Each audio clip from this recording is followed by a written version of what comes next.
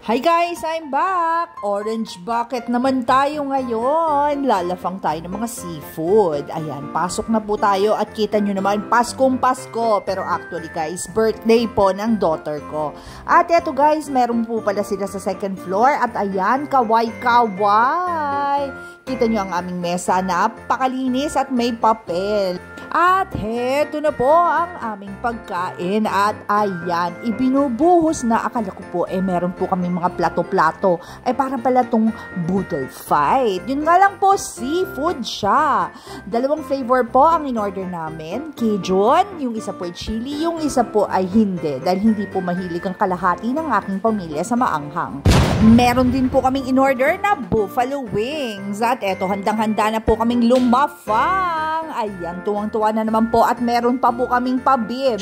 Malalaki po yung mga lobster niya. Syempre, assorted, may malaki, may maliit. At eto, yan, tuwang-tuwa na naman po ang lola niyong lumafang. At bago magkalimutan, wag po natin kalimutan mag-click ng like and subscribe button para updated po kayo sa mga paglafang-lafang ko. Wow. At eto naman, kita nyo ang linis ng aming mesa. Selfie din. Hanggang sa susunod. Bye-bye!